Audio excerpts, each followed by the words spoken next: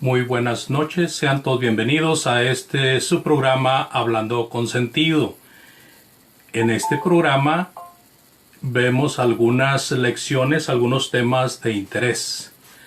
Hemos estado hablando acerca de las 3 dispensaciones, lo cual concluimos el jueves pasado, y este jueves toca el turno a la tercera lección llamada la más grande dispensación. La más grande dispensación. ¿Se acuerdan que estuvimos viendo la dispensación patriarcal, donde Dios hablaba a los padres para que las familias pudieran conocer de Dios, saber los mandamientos de Dios? Y esta era fue desde Adán hasta Moisés, desde el Edén hasta el Sinaí. Luego vimos la dispensación mosaica. Esta dispensación mosaica desde Moisés hasta Jesucristo, desde el Sinaí hasta el Golgotá. La dispensación de Cristo,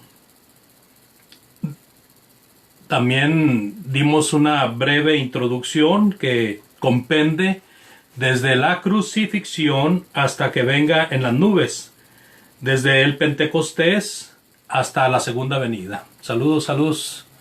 Bienvenidos a todos.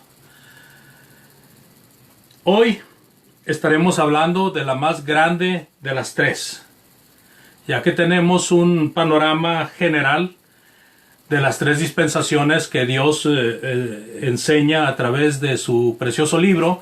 En esta ocasión vamos a hablar de la más grande de las 3. O sea, en pocas palabras vamos a estar haciendo énfasis en la más grande de las 3 que ya vimos. Me gustaría como introducción tomar un trasfondo de un suceso que pasó en vida de nuestro Señor Jesucristo y de los apóstoles. Allá en Mateo, le pido por favor que tenga su Biblia a la mano y abra en Mateo capítulo 17, versículos del 1 al 9, por favor. Mateo 17, del 1 al 9. Bienvenidos todos, Dios les bendiga. Vamos a leer Mateo 17, del 1 al 9. Dice: 6 días después, Jesús tomó a Pedro, a Jacobo y a Juan su hermano, y los llevó aparte a un monte alto. Y se transfiguró delante de ellos y resplandeció su rostro como el sol, y sus vestidos se hicieron blancos como la luz. Y aquí les aparecieron Moisés y Elías hablando con él. Fíjense. Entonces Pedro dijo a Jesús: Señor, bueno es para nosotros que estemos aquí. Si quieres, le dice Pedro al Señor, hagamos aquí 3 enramadas, una para ti, otra para Moisés y otra para Elías. Pero ¿qué pasó mientras él aún hablaba? Una nube de luz los cubrió, y aquí una voz desde la nube que decía: Este es mi Hijo amado en quien tengo complacencia, a él oíd. Al oír esto, los discípulos se postraron sobre sus rostros y tuvieron gran temor. Entonces Jesús se acercó y los tocó y dijo: Levantaos y no temáis. Y alzando ellos los ojos, a nadie vieron sino a Jesús solo. Cuando descendieron del monte, Jesús les mandó diciendo: No digáis a nadie la visión hasta que el Hijo del Hombre resucite de los muertos. Hay varias cosas que comprendemos ahí en esta parte de las Sagradas Escrituras donde nos menciona al Señor Jesucristo yendo al monte, este monte llamado ahora el Monte de la Transfiguración, donde lleva consigo a Pedro, a Jacobo y a Juan. Jesús sube con sus discípulos. Estos discípulos lo acompañaron en algunos eventos especiales y se transfigura, ¿verdad? Ahí en el monte, resaltando así su divinidad. Y luego vemos ahí la aparición de Moisés y Elías.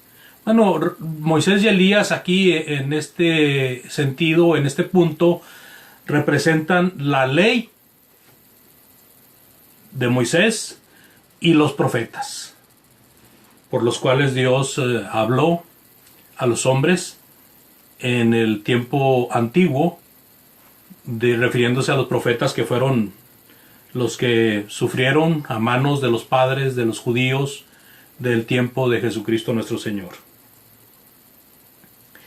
La aparición de Moisés, la aparición de Elías, el reconocimiento y la admiración de los apóstoles. Digo de los apóstoles, aunque Pedro fue el que le preguntó a Jesús, tengo la certeza de que Juan y Jacobo estaban de acuerdo en que Pedro hiciera esta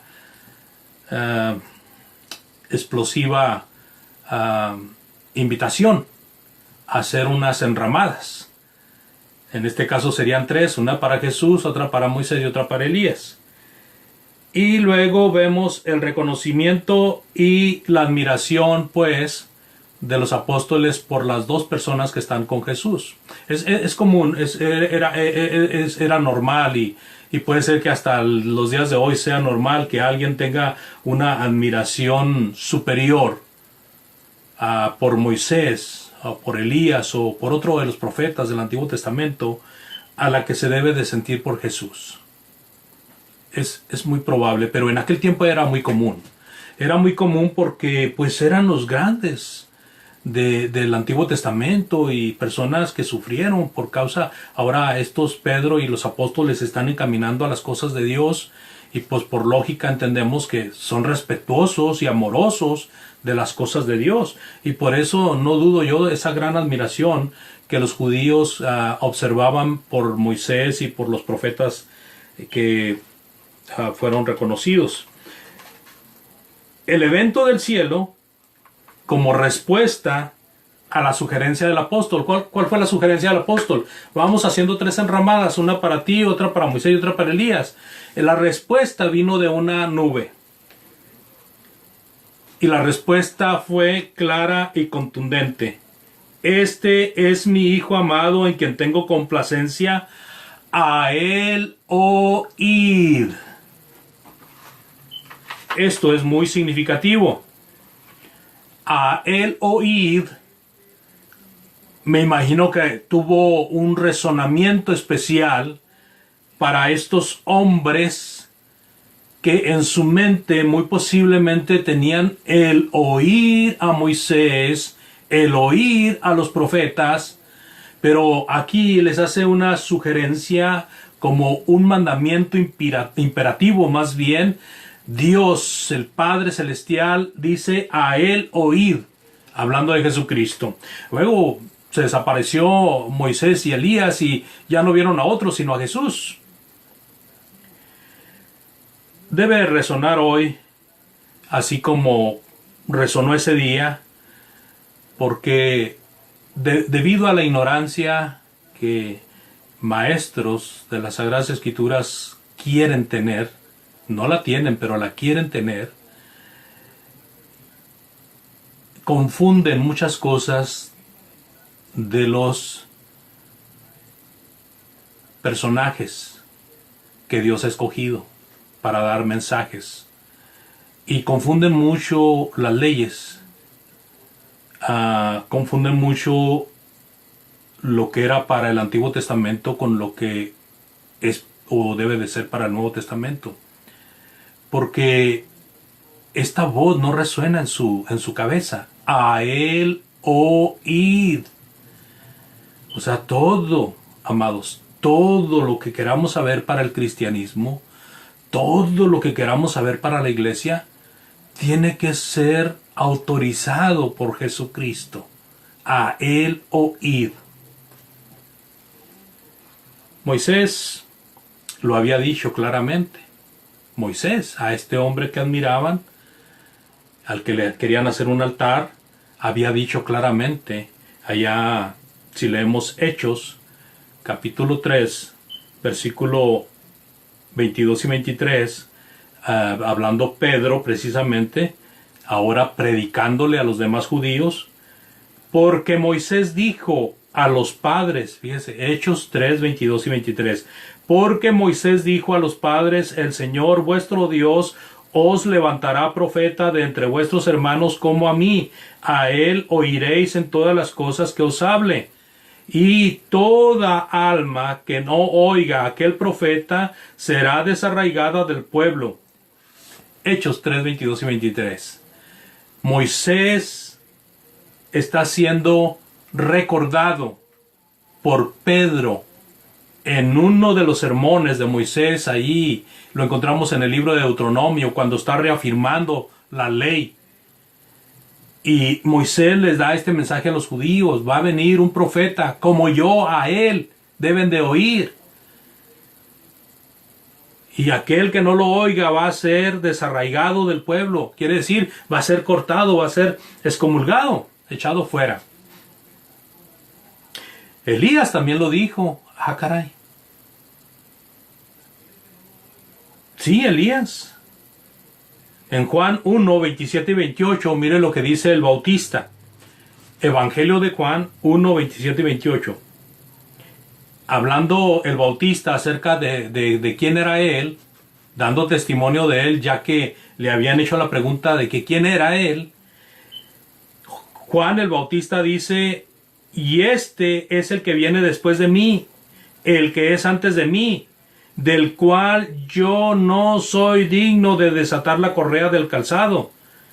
Y estas cosas sucedieron, dice ahí, en Betabara, al otro lado del Jordán, donde Juan estaba bautizando. Ah, pero ¿me puede decir usted o preguntarme, esto lo dijo Juan, no Elías?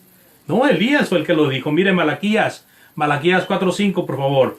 He aquí, dice Malaquías: yo envío al profeta Elías antes que venga el día del Señor, día grande y terrible. Juan era Elías en espíritu. No era Elías en persona, pero Juan tenía la doctrina, tenía el carácter de Elías. Juan es el Elías que había de venir. Por esa razón, Juan está diciendo: yo no soy Jesucristo, yo no soy el Cristo, yo no soy el Mesías. Yo ni siquiera soy digno de inclinarme y desatarle la correa de sus pies. Él viene después de mí. Y todavía, para que nosotros estemos bien convencidos de esto, el Señor Jesucristo en Mateo, ahí adelantito de lo que leímos del Monte de la Transfiguración, Mateo 17, versículos del 10 al 13, por favor. Mateo 17, del 10 al 13. Saludos a todos. Dios les bendiga. Y ya me perdí aquí. Por estarle dando.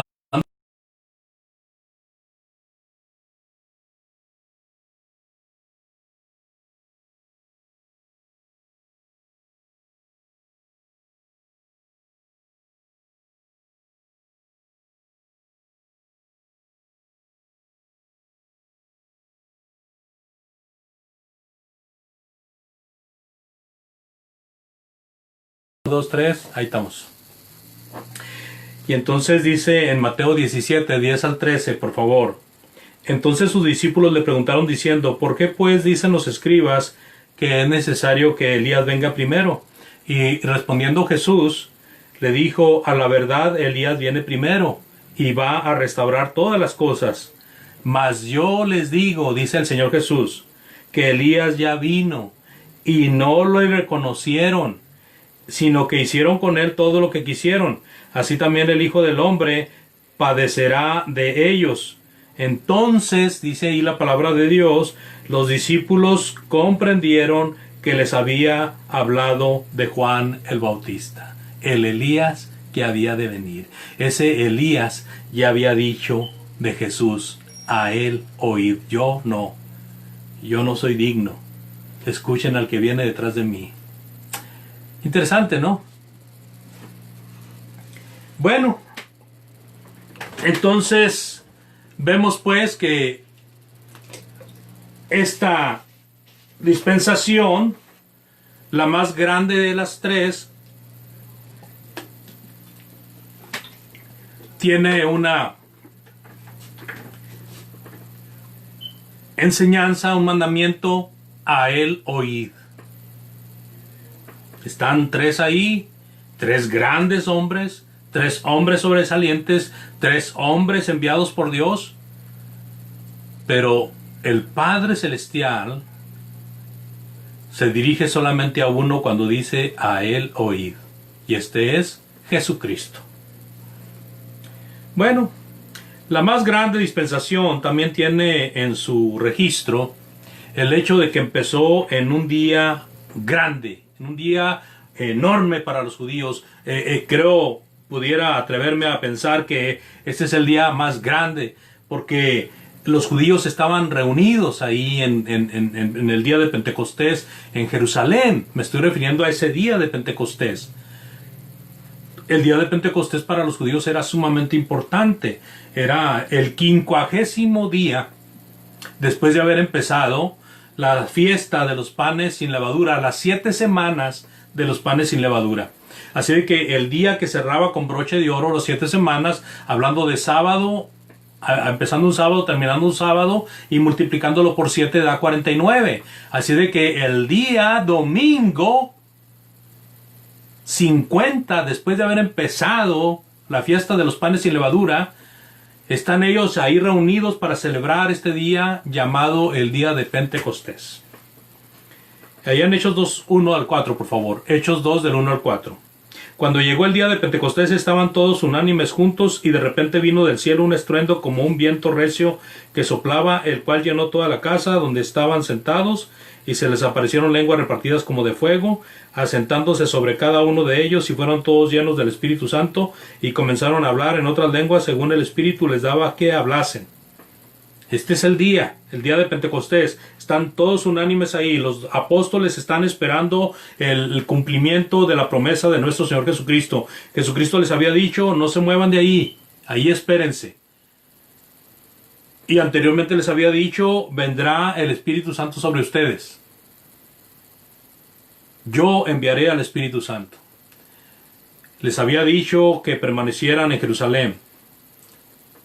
Y ellos estaban ahí orando en el día de Pentecostés, y viene el Espíritu Santo sobre ellos. El Espíritu Santo derramado por el Señor Jesucristo, y luego les da el Espíritu Santo les da el don de lenguas. Este día de Pentecostés, muy grande para los judíos, y también era conmemoración de la cosecha, del levantamiento de la cosecha, por lo tanto celebraban el grano nuevo. ¿Y cómo es que en este día, precisamente en el sentido espiritual, se levanta una gran cosecha de grano nuevo? O sea, se levanta una gran cosecha. Cuando se levanta una cosecha, el grano es nuevo, a menos de que ya se haya pasado el tiempo, pero el grano es nuevo. Ahora, ¿en qué sentido está esto? Bueno, tenemos nosotros que ver ahora que, aparte de comenzar en un gran día, esta dispensación, esta tercera dispensación, comienza también una gran ley. Una gran ley. Acuérdense que estamos hablando de la ley de los patriarcas. Estamos hablando de la ley de Moisés o la ley judaica. Ahora vamos a ver una ley diferente. Una ley diferente. Dice allá en Hechos, capítulo 2, versículo del 36 al 38. Hechos 2, 36 al 38. Vemos ahí unas palabras muy buenas para meditar. El apóstol Pedro, predicando en ese día de Pentecostés, les dice a los judíos: sepa pues ciertísimamente toda la casa de Israel, que a este Jesús, a quien vosotros crucificasteis, Dios le ha hecho Señor y Cristo. Al oír esto, se compungieron de corazón y dijeron a Pedro y a los otros apóstoles: varones hermanos, ¿qué haremos?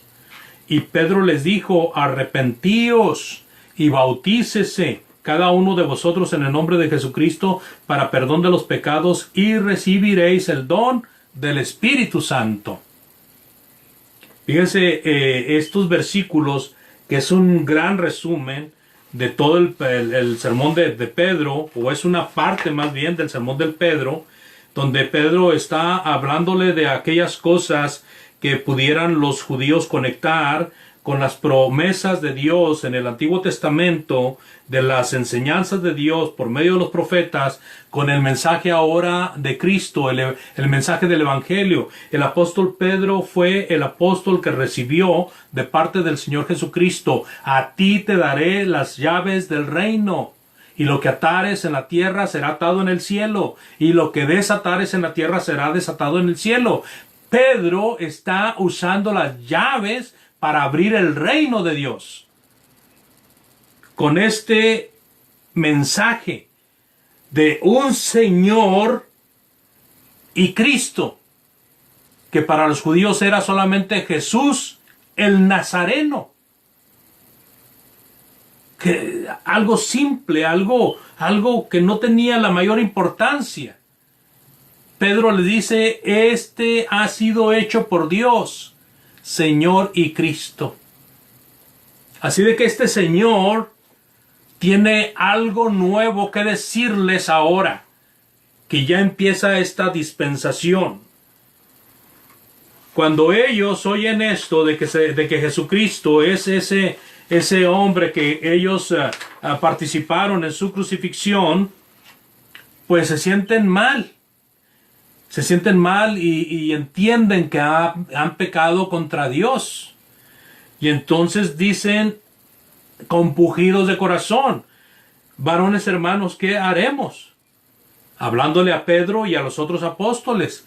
Y Pedro les dijo: arrepiéntanse y bautícense cada uno de ustedes en el nombre de Jesucristo para perdón de los pecados, y recibiréis el don del Espíritu Santo. Lo que Pedro les está diciendo a estos hombres arrepentidos o compungidos de corazón: ahora arrepiéntanse y bautícense. Y les está diciendo en qué nombre deben de hacerlo. Ese Jesús Nazareno que ustedes crucificaron, ese Jesús que era como una plaga para ustedes, ese es el Cristo de Dios. Ese le ha hecho Señor y Cristo, y ahora Él les manda que se arrepientan y se bauticen para poderles perdonar sus pecados, para que den paso al perdón de pecados, y recibirán el don del Espíritu Santo. O sea, la persona que se humilla ante Dios, arrepentida, y se bautiza para perdón de pecados, recibe inmediatamente un regalo del cielo, el don del Espíritu Santo. Aparte del perdón de pecados, recibe el don del Espíritu Santo, el regalo del Espíritu Santo. Ahora, esta ley de arrepentirse y bautizarse para perdón de los pecados no había sido dada. No había sido dada. O sea, es cierto que Juan el Bautista vino bautizando en el río Jordán, porque allí había muchas aguas, y él invitaba a la gente a que se arrepintieran. Ese era un bautismo de arrepentimiento, pero eso era eventual. Eso en este momento ya no tiene vigencia. Era nada más mientras venía Cristo, y era como para preparar a los que vendrían a seguir a Cristo, que fueron muchos de ellos que andaban con Cristo. Muchos de ellos que andaban con Cristo fueron estas personas que habían sido discípulos de Juan y que se habían bautizado en el bautismo de Juan. Ahora Dios demanda el bautismo en el nombre de Jesucristo, que no era el bautismo de Juan. Así de que podemos, por esta situación, ver que el mensaje, ¿verdad?, de esta dispensación tiene un gran alcance. Recordemos que nuestro Dios le había dicho a Abraham: en tu simiente serán benditas todas las naciones de la tierra, por cuanto obedeciste a mi voz. Allá en Génesis 22:18. En tu simiente serán benditas todas las naciones de la tierra. Entonces vemos que, aparte de tener un gran Señor, una gran ley, tiene un gran alcance, porque no es solamente para para una familia donde el padre le está diciendo lo que Dios le dijo que tenía que decirle a la familia. No está hablando de un hombre que le dijo a la nación lo que Dios le había dicho que les enseñara a esa nación, sino que ahora está hablando de algo que tiene alcance para todas las familias de la tierra. No importa quién. No importa quién. El mensaje de Cristo alcanza, abarca y puede con todo el que quiera venir a Él. No hay límite. Ahora, que todos lo quieran hacer, eso ya es punto y aparte. Pero de que hay cupo para todo el que quiera la salvación, lo hay. Porque es un gran plan de Dios, tiene un gran alcance. Y en este bendito plan, en esta dispensación, en esta gran dispensación, pues Jesucristo actúa como cabeza, como jefe, como líder, como el supremo. Mateo 28 del 18 al 20, hemos leído Mateo 28 del 18 al 20, por favor. Y Jesús se acercó y les habló diciendo: toda potestad me es dada en el cielo y en la tierra. Por tanto, id y haced discípulos a todas las naciones, bautizándolos en el nombre del Padre, y del Hijo, y del Espíritu Santo, enseñándoles que guarden todas las cosas que os he mandado. Y aquí yo estoy con vosotros todos los días hasta el fin del mundo. Amén. Entonces, aquí vemos a un Jesús que tiene toda potestad, toda autoridad. ¿Con qué razón? En Colosenses 1:18 dice: Él es la cabeza del cuerpo que es la iglesia, el que es el principio, el primogénito de entre los muertos, para que en todo tenga la preeminencia. Y allá en Colosenses 2:10 también leemos: y vosotros estáis completos en Él, que es la cabeza de todo principado y potestad. Entonces, esta gran salvación tiene a Jesucristo como cabeza, porque tenemos que asimilar y tenemos que entender que nuestro Señor Jesucristo como cabeza ahora fue el sacerdote y el sumo sacerdote del sacrificio perfecto. Acordándonos un poco del sacerdocio de allá del Antiguo Testamento, pues había un sacrificio, ¿verdad?, por los pecados que se hacía de vez en vez, pero no quitaba los pecados para siempre. Era un sacrificio que, aunque era lo mejor de los animales, era un sacrificio imperfecto. Era nada más para calmar un momento. Pero nuestro Señor Jesucristo, como sumo sacerdote, se ofreció como sacrificio. Sacerdote, sacrificio, sumo sacerdote. Leemos allá en Hebreos 4, por favor. Hebreos 4 del 14 al 16.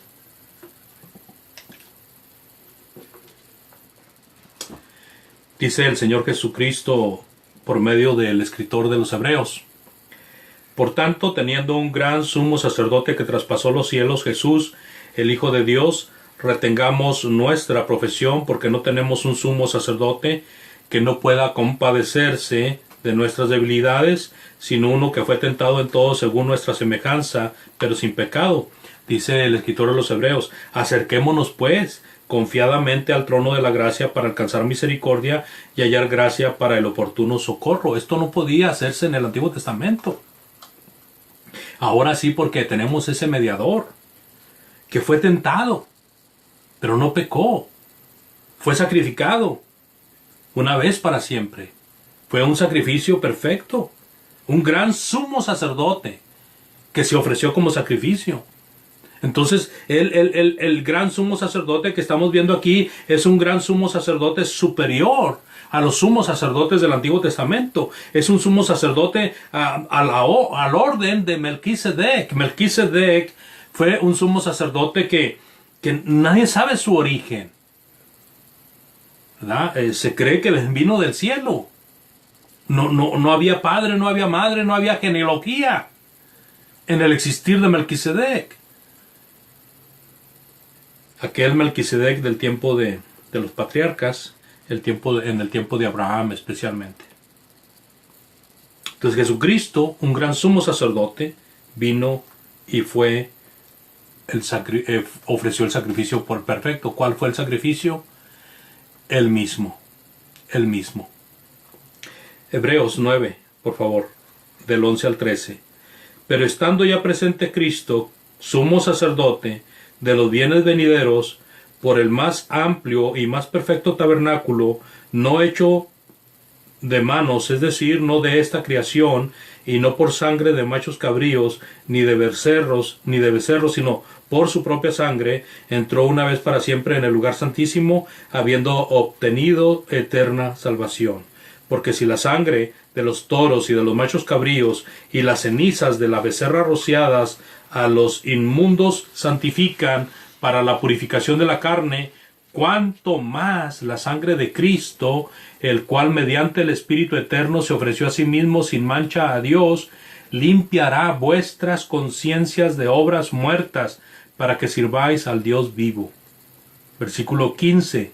Así que por eso es mediador de un nuevo pacto, para que interviniendo muerte para la remisión de las transgresiones que había bajo el primer pacto, los llamados reciban la promesa de la herencia eterna. Notamos ahí algunas palabras clave en esta lectura. Él se ofreció y vino a ser nuestro sacrificio perfecto, porque si la sangre de los toros y de los machos cabríos, en otras palabras, los sacrificios que se ofrecían en aquel tiempo, podían purificar aunque sea momentáneamente, cuánto más la sangre de Cristo, el cual mediante el Espíritu Eterno se ofreció a sí mismo sin mancha a Dios. Cuánto más Él limpiará vuestras conciencias de obras muertas. Ahí limpiará vuestras conciencias, se refiere, el escritor limpiará sus conciencias de obras muertas para que sirváis al Dios vivo. Así de que el sacrificio de Jesucristo sirve para que nuestras conciencias estén limpias y podamos servir al Dios vivo. Así que por eso es mediador de un nuevo pacto, para que interviniendo la muerte nosotros podamos ser perdonados de pecados y así tener la promesa de la vida eterna. Es más grande esto todavía, porque aparte de esto que estamos viendo en cuanto a el autor y consumador, cómo tiene ese gran alcance, cómo tiene un mayor sacerdocio, ahora nosotros, aparte de eso, todavía gozamos una mejor comunicación con Dios. Tenemos una mejor comunicación con Dios. Por eso es la más grande de las dispensaciones. Porque dice en Hebreos 1 del 1 al 4, Hebreos 1 del 1 al 4 dice: Dios, habiendo hablado muchas veces y de muchas maneras en otro tiempo a los padres por los profetas, en estos postreros días nos ha hablado por el Hijo, a quien constituyó heredero de todo y por quien asimismo hizo el universo, el cual, siendo el resplandor de su gloria y la imagen misma de su sustancia, y quien sustenta todas las cosas con la palabra de su poder, habiendo efectuado la purificación de nuestros pecados por medio de sí mismo, se sentó a la diestra de la majestad en las alturas, hecho tanto superior a los ángeles, cuanto heredó más excelente nombre que ellos. Cristo, el Mesías, el ungido de Dios, nuestro Señor, es el que nos habla, es el medio por el cual recibimos nosotros el mensaje divino, el mensaje de salvación. Dios había hablado en el Antiguo Testamento a los padres para que hablaran a sus familias. Dios había hablado en el tiempo de Moisés, a Moisés, para que le hablara a la nación. Le habló a los profetas para que le hablaran a la nación. Ahora Dios a todas las naciones nos habla por medio de su Hijo Jesucristo. Fíjense nomás. Por medio de su Hijo Jesucristo. Superior a todo. Jesucristo superior en sacerdocio, superior a Moisés, superior a los profetas, superior en cuanto a la comunicación. En el Antiguo Testamento también usó Dios a los ángeles para comunicar la palabra. superior a los ángeles, dice aquí.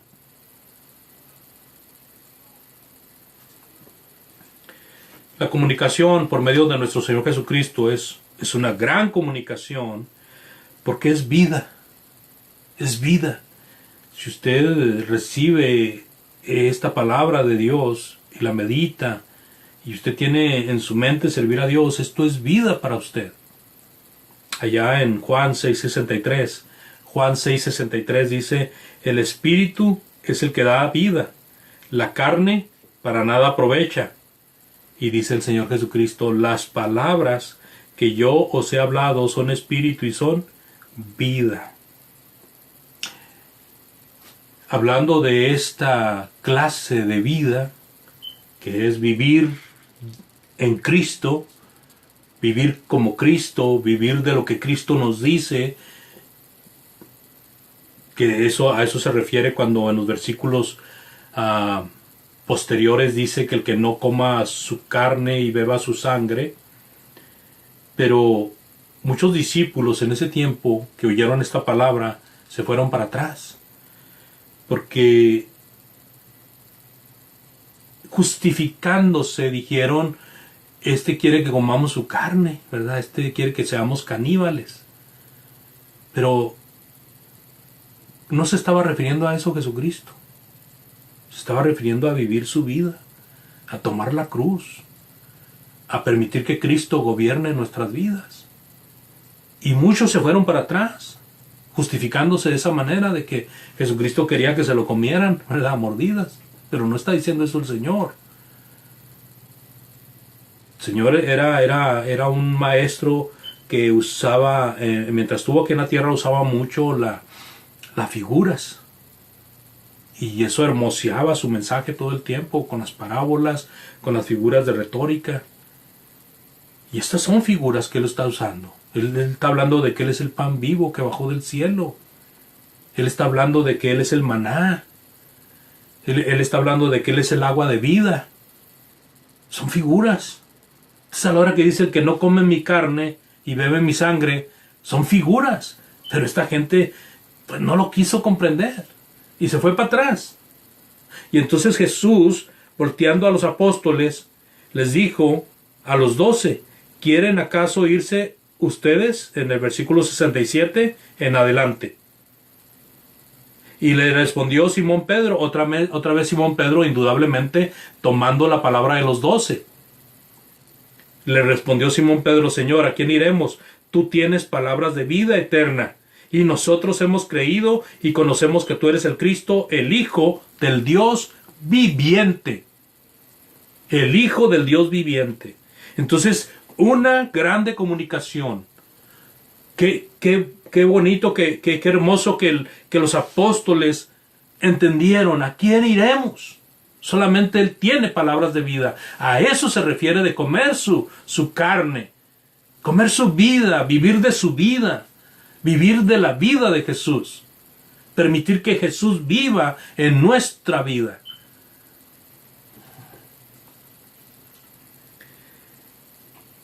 Y dice: y nosotros hemos creído y conocemos que tú eres el Cristo, el Hijo del Dios viviente. Y acercándonos un poquito más a nosotros como cristianos, amados, pues podemos ampliar este estudio, este concepto, la más grande dispensación, esta de Jesucristo nuestro Señor, porque podemos apreciar también de que hay un mejor culto, hay un más grande culto. Y vemos ahí la discusión que había entre el Señor Jesús y la mujer samaritana, allá en Juan capítulo 4, versículos 20 al 24, hablando, la mujer samaritana le dice a Jesús: nuestros padres adoraron en este monte, y vosotros decís que en Jerusalén es el lugar donde se debe adorar. ¿Verdad? La mujer samaritana le está diciendo a Jesús: mis padres samaritanos adoraron en el monte de Samaria, en el monte de Gerizim, pero ustedes los judíos dicen que se debe de adorar en Jerusalén. Y entonces Jesucristo, ¿verdad?, aprovecha para decirle: hay algo más grande que eso. El monte es hermoso, es grande, la gente se siente inspirada, se siente fortalecida porque va y adora en ese monte de Gerizim, los judíos en Jerusalén. Pero Jesús dice, hay algo mejor que eso. Hay algo más grande que eso. Y Jesús le dijo a la mujer, mujer, créeme, que la hora viene, cuando ni en este monte ni en Jerusalén adoraréis al Padre.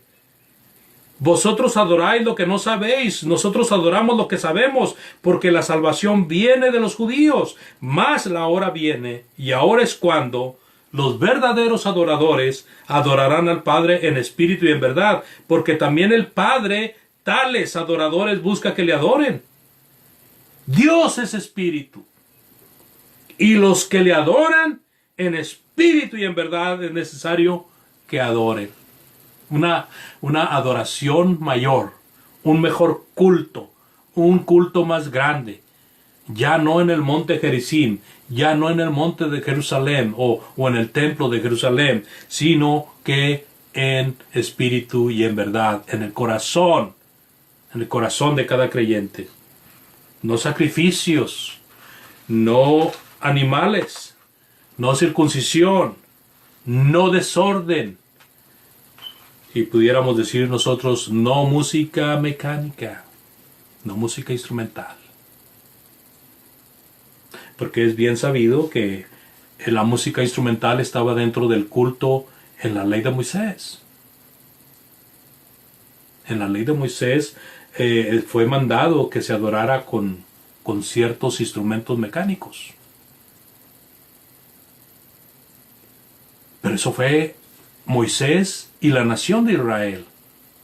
Acuérdense que estuvimos viendo versículos que claramente señalaban de que la ley de Moisés era para esa nación, solamente para esa nación. A ninguna otra Dios le dio esa ley.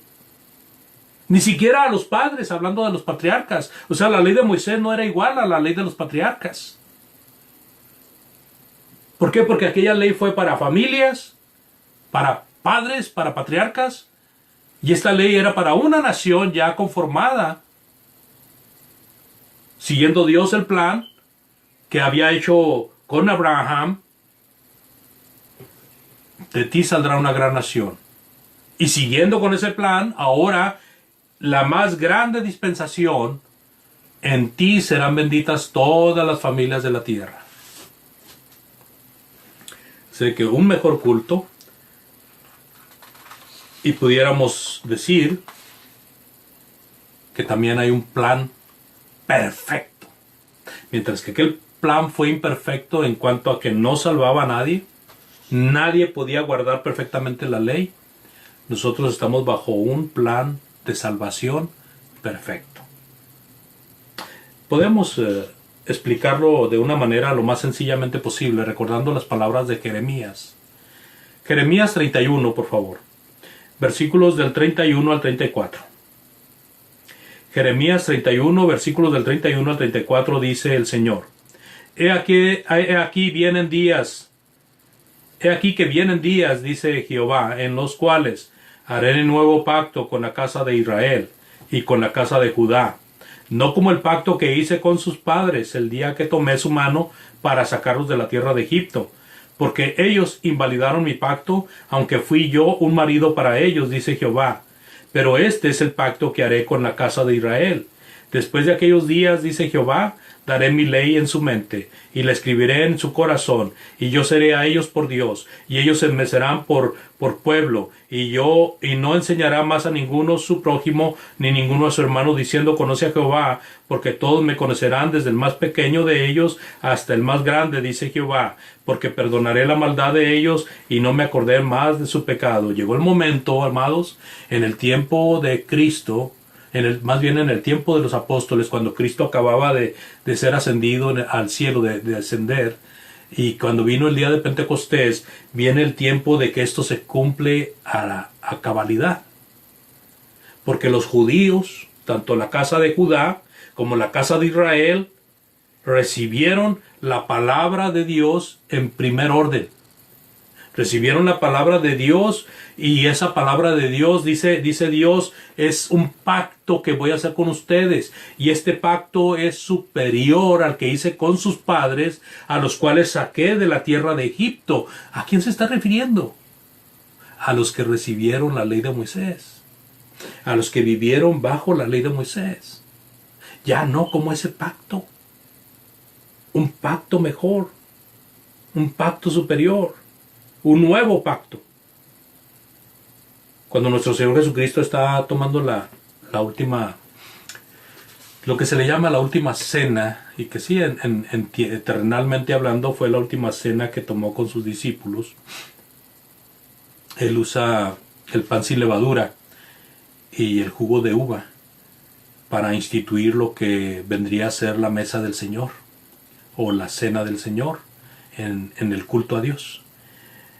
Y cuando Él está instituyendo esta conmemoración, dice acerca de: esta es mi sangre del nuevo pacto, hablando del jugo de uva, que por vosotros es derramada. Fíjese, mi sangre del nuevo pacto. O sea, nuestro Señor Jesucristo vino a morir en la cruz para que nosotros tuviéramos salvación, para que nosotros pudiéramos tener acceso al pacto. Porque hablando de pacto, también es un pacto que se entiende como el pacto de un testamento. Por eso dice Nuevo y Viejo Testamento. Y entonces, para que ese testamento pueda tener valor, como dice también en el libro de los Hebreos, pues tiene que haber muerte de por medio. Entonces Jesucristo tuvo que morir para que ese pacto fuera posible a nosotros. O sea, nosotros recibimos el beneficio de la muerte de Jesucristo. Y no solamente de la muerte, sino también de la resurrección.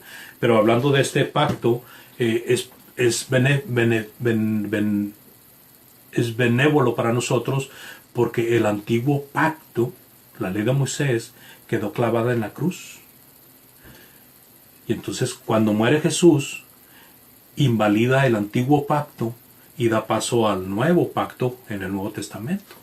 Entonces ahora nosotros tenemos y somos herederos, porque en ese Nuevo Testamento dice: ustedes al morir yo tienen acceso a la vida eterna, tienen acceso a las bendiciones de Dios. Y entonces ahora que estamos bajo un mejor pacto, estamos bajo un plan perfecto de salvación.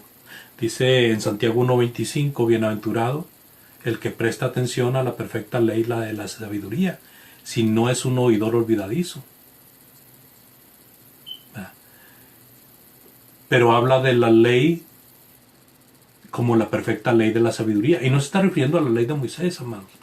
Que nuestros amigos adventistas creen que se está refiriendo a la ley de Moisés, pero uno puede leer todo el contexto y se está refiriendo al cumplimiento por parte de nuestro Señor Jesucristo. En ese pacto se establece un plan de salvación. Y ese plan de salvación es efectivo cuando oímos la palabra de Dios. ¿Se acuerdan lo que le dijo Moisés a los judíos? Como yo, él levantará un profeta como yo. A él oíd. Si no lo oyeres a él, serás desarraigado.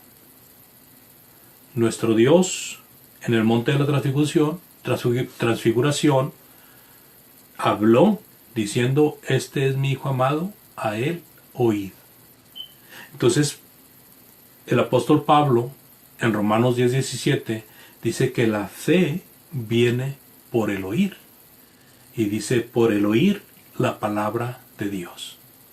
Entonces, cuando nosotros vamos en este proceso, nosotros aprendemos de que vamos caminando hacia el plan bendito de Dios de salvarnos. También dice que si hay arrepentimiento, nos salvamos. Dice que si confesamos con nuestra boca, también es para salvación. Y dice: y el que se bautiza para perdón de pecados es salvo. Entonces tenemos que juntar todos estos pasos, porque no podemos despegar uno del otro. O sea, nadie se salva con solamente oír. Pero escrituralmente nadie se salva tampoco por solamente creer. Aunque lo digan y lo redigan, en la palabra de Dios dice: el que creyere y fuere bautizado será salvo. Y todos los que fueron salvos en el Nuevo Testamento, todos los que fueron salvos en el Nuevo Testamento, llámense judíos o gentiles, fueron personas que no solamente creyeron, fueron personas que se arrepintieron, confesaron sus culpas, confesaron sus pecados, confesaron que Cristo es el Hijo de Dios. O sea, confesaron que Cristo es, arrepintiéndose de sus culpas, confesaron que Cristo es el Hijo de Dios y se bautizaron para perdón de sus pecados. Todas las conversiones del Nuevo Testamento siguieron esos pasos. Entonces, si nosotros queremos ser beneficiados con el plan perfecto de la más grande dispensación en la que estamos viviendo, desde el primer siglo hasta que el Señor venga por segunda vez, pues deberíamos de aprovechar la ocasión. Si usted, amado hermano, siente que ha caído de la gracia, arrepiéntase y vuelva a caminar con Cristo, a hacer la voluntad de Cristo. Si usted, amado amigo, no se ha convertido, no ha venido al bautismo para perdón de pecados, pídalo, lo podemos bautizar. De alguna manera u otra tenemos los medios, o Dios pone los medios para que se lleve a cabo el bautismo. Entonces, hemos visto en esta ocasión, amados, que tenemos la más grande dispensación, la tercera de las tres que vimos. La tercera es la más grande de las dispensaciones porque depende de un más grande autor, depende de un gran comienzo, el día de Pentecostés, el día del grano nuevo. Tiene una ley perfecta, tiene un alcance completo a todas las naciones, tiene la cabeza principal, la cabeza más grande, la cabeza es Jesucristo nuestro Señor, con un mayor sacerdocio, con una mejor comunicación, con un culto espiritual, un culto diferente al que se hacía en el Antiguo Testamento, y un plan de salvación perfecto. ¿Le gustaría venir esta noche? Dios le bendiga, yo le agradezco mucho su atención. Recuerde, esta es la cuarta lección de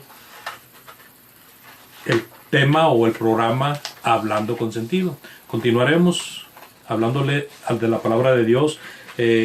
Primeramente Dios, el domingo seguimos con el reino de Dios, ¿verdad? Y el próximo jueves seguiremos con esto de Hablando con Sentido. Gracias por su bien atención. Vamos a orar y que Dios le bendiga en esta noche. Dios, gracias por esta oportunidad que nos has dado de estudiar, de hablar de tu bendita palabra. Gracias por las personas que han estado con nosotros oyendo. Bendice a todos aquellos que buscan hacer tu santa voluntad. Ayuda y abre el corazón de aquellos que están oyendo, Señor, y que van aprendiendo de tu palabra.